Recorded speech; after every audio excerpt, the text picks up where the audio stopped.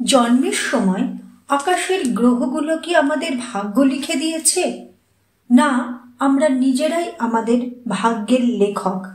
জ্যোতিষ কি আমাদের পথ দেখায়, নাকি শুধু ভয় দেখায়? আজকের আলোচনায় সেই চিরন্তন প্রশ্ন, জ্যোতিষ বনাম ভাগ্য, কে আসল চালক? নমস্কার, আমি নন্দিনী ব্যানার্জি। আমি একজন লাইভ ডিকোডার।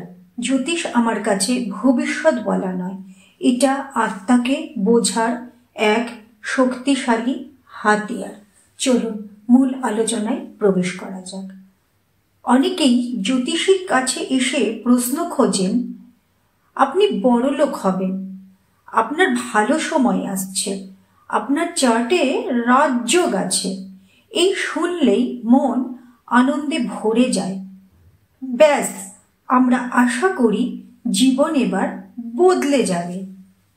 কিন্তু যখন বলা হয় চ্যালেঞ্জ আসবে, মানসিক চাপ থাকবে, নিজেকে গড়তে হবে, তখন আমরা মুখ ফিরিয়ে নিই। কারণ আমরা ভবিষ্যৎ শুনতে চাই, কিন্তু সত্য শুনতে চাই না। আজকের দুঃখজনক বাস্তব হলো, অনেক তথাকথিত জ্যোতিষী মানুষকে ভয় দেখিয়ে টাকা রোজগার করছেন। এই রত্ন না বললে আপনার সর্বনাশ, এই যন্ত্র না কিনলে গ্রহরা রুষ্ট হবে। তাদের আসল লক্ষ্য আপনার দুর্বলতার ফাঁদে ফেলে রোজগার করা। এটা জ্যোতিষ নয়, এটা ভয় বিক্রি। এটা জ্ঞান নয়, এটা ব্যবসা। সত্যিকারের জ্যোতিষ বলবে, আপনার সময় কঠিন, প্রস্তুত থাকুন। ঝড় আসবে, মনোবল গড়ুন, নৌকা তৈরি করুন। কিন্তু কোথায় ভাসাবেন সেই নৌকা, সেই জায়গা ঠিক করে দেবে আপনার বুদ্ধি। ঝড় আটকানো সম্ভব নয়, কিন্তু পেরিয়ে যাওয়া সম্ভব, যদি দিক ঠিক থাকে, মন ঠিক থাকে। ভাগ্য মানে কর্মফল ঠিকই, কিন্তু জন্মছক কোনো শাস্তি নয়। এটা একটা ম্যাপ। আপনি যেভাবে চালাবেন সেভাবেই যাবে জীবন।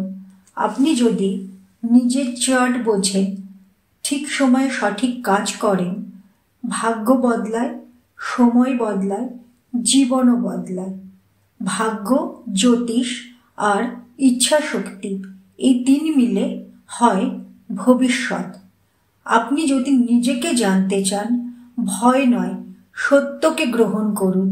তাহলে আপনার পথ আপনি নিজেই তৈরি করতে পারবেন। আমি আছি পাশে। এই ভিডিওটা যদি আপনার মনে একটু হলেও আলো জ্বালাতে পারে, অবশ্যই একটা লাইক করুন, কমেন্ট করুন এবং চ্যানেলটি সাবস্ক্রাইব করতে ভুলবেন না। ধন্যবাদ।